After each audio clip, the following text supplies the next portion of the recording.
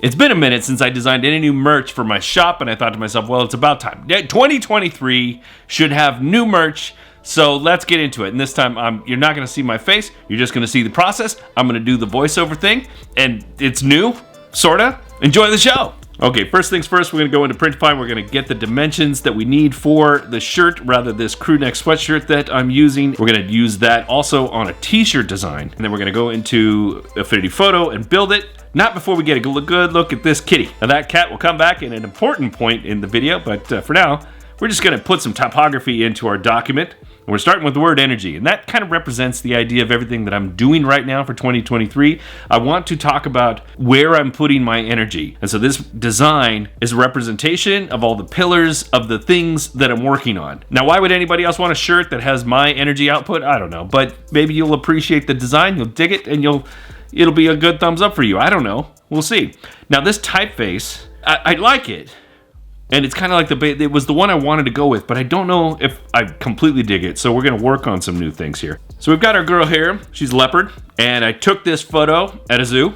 And now I need to touch it up because I want to use her energy in this image. The reason I decided to choose her is because it was a great shot. I love this shot. Leopards are an interesting cat for me. Like, they're one of my favorites for sure because they're strong, they're independent. They're not the biggest cat in the jungle or on the savannah or whatever, but they hold their own. You know, they're not afraid to go after other larger prey like crocodiles and stuff. So I kind of dig that. But we want to colorize her a little bit here and kind of bring in some romanticized colors of what a leopard would look like, because I don't know if you know this, but leopards don't come in blue and they don't stand on pink rocks. But I'm messing around with the gradient map here on top of all the layers to kind of get the colors right. Now the thing is, I originally was working in RGB, but then I had to move it to CMYK for the coloration because I've noticed that whenever I submit an RGB file, which works in Printify or these other places, it doesn't quite come out the right way. So I want to make sure that I'm working to CMYK standard with color. And I don't know what happens. We'll see this soon. What I'm doing here in this exact moment with all of this color work, it's going to change the minute that I take this image over into my shirt design image. You'll see what I mean in just a second. Now at this point right here, I'm doing a little bit of dodge and burn because the hot zones in some of this spot just weren't quite right for me, or they were like a little bit too dark in spots. And so I'm doing a little bit of burn in places, I'm doing a little bit of dodge in places, just to kind of add a little bit more texture and difference here. Now, like the first time I dropped this in, it was way too small.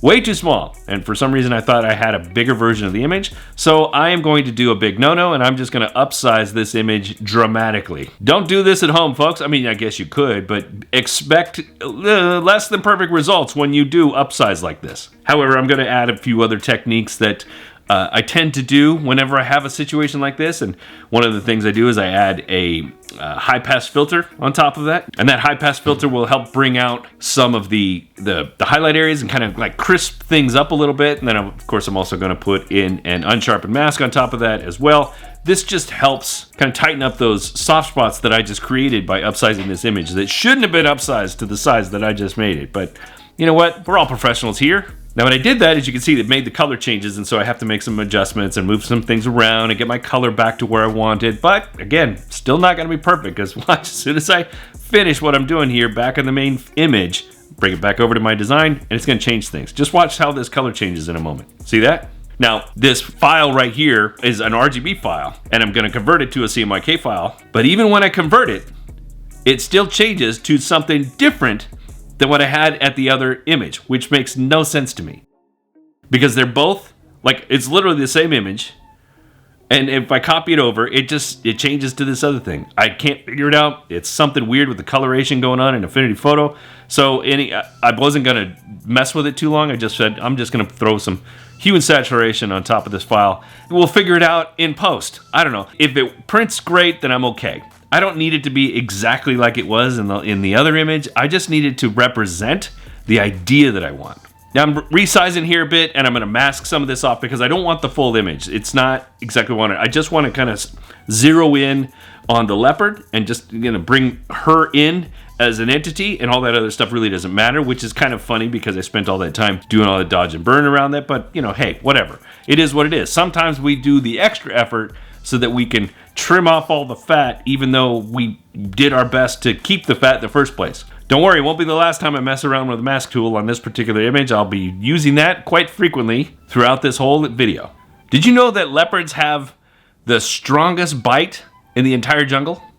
And that's because they need to be able to hold on to whatever it is that they kill and drag it up into a tree. So not only are they super strong bite, but they also have really strong necks.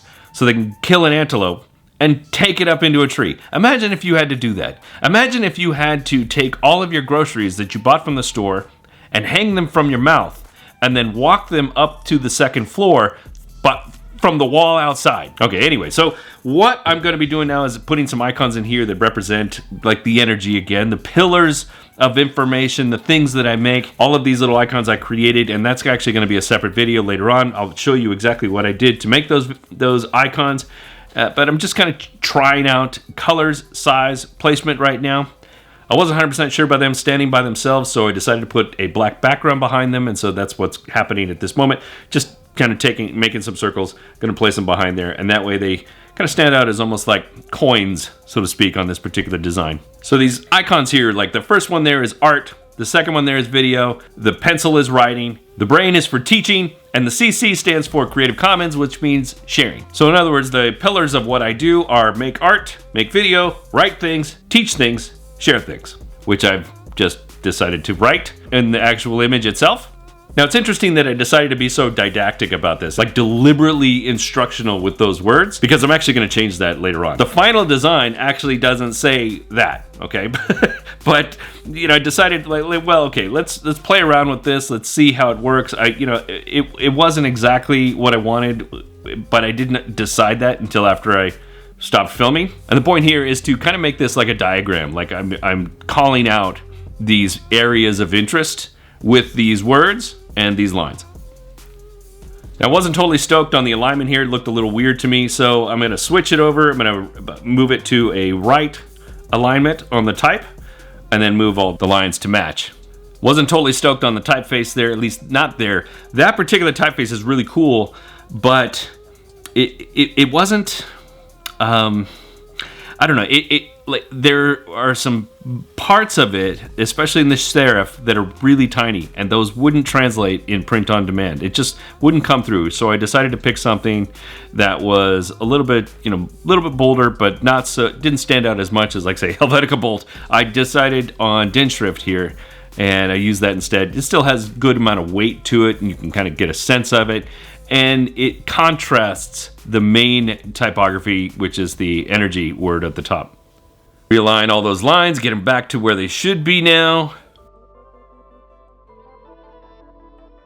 I wasn't quite feeling it 100%. I felt like I needed to bring in some elements that felt more like what I've been making lately. So of course that means torn and distressed paper, because that's what I seem to be working with a lot lately. And I found a bunch of these from some posters that, like, you know, like people post posters on the wall in like big cities, and they like post over on top of each other, and it just kind of creates this almost like dilapidated collage mix of things. Well, I found a bunch of that just hanging off a fence one time, and I decided to tear a huge amount of it and bring it home with me. And so these elements here are basically bits of that I scanned in, and now I'm placing here randomly. I mean, I don't know why I had to tell you that last bit, because you can obviously see that. You can see that's exactly what I'm doing. Now, of course, I told you that I didn't exactly like the way the word energy was working before, so I changed the case, and it really worked out for me. But it didn't stand out enough against all the paper, so I decided I'm going to add a little texture here. So what I did is I'm dropping in a drop shadow to kind of give it the drop shadow look, but I didn't want it to be just a drop shadow, so I add a little bit of a threshold. I created second level of this lettering, and then I put a white background, and then I drop a threshold on top of that, because threshold only works if you have a white background to work on. And then as soon as I drop in that threshold, it'll tighten up all the edges, it'll get rid of any grays, creates this, for lack of a better term, distressing.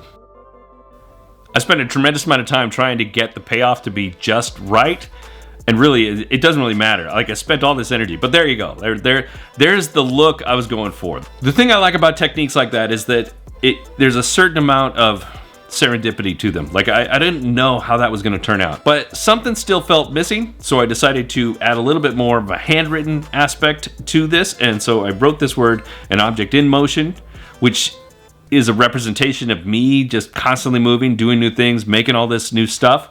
So I brought that in and I colorized it to kind of match the reddish pink that's up there in the top corner. Now that arrow wasn't supposed to be there. I used that arrow originally because I wrote the words out many different times, and I used that arrow to designate to myself, this is the one that I wanted to use. But I liked it so much because of the aspect that it's in motion as an arrow that I decided to incorporate it into the design. And now here I am adjusting the color a little bit more because I wanted to I'm actually adjusting the color of that top magenta reddish color up top so that I can match them a little bit better. I didn't want them to be perfectly matchy, but I wanted it to just kind of like, there's a cohesiveness of the magenta on top, magenta on the bottom, blue on the left, blue on the right. You know what I mean? So there we go. This is the design. Now I just got to bring it over to Printful, and there it is. In many different mock-ups. Now this one is available for you to go check out and go buy if you want, or share with friends. You can always do that. Now, like I said, this wasn't meant to be a tutorial. This was really just, hey, here's my process. But if you have any questions about what happened in this, you want to know more about the kind of the details that happened in between the time lapses, then do me a favor, go down to the comments below and say, Dave, slow down, man. What just happened there? And tell me exactly where it was, and we'll talk about it. While you're down there, make sure you hit the like button because that'll help me out, help this get out to other people that may want to see me in action. If you want to see other videos of me designing stuff like that, well, you can check out that video right there, and then watch everything that comes on your playlist after that, but only the ones that have my name on them. Thanks very much, guys. I'm gonna get out of here. I'll see you next time.